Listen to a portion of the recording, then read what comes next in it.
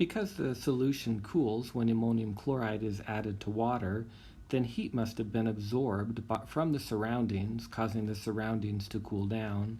When heat is absorbed during a process, this is an endothermic process. So we can conclude then that the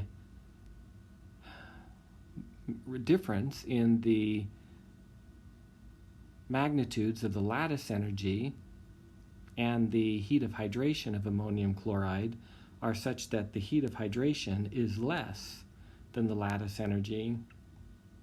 The heat of hydration is what is causing the process to occur, and the lattice energy is what is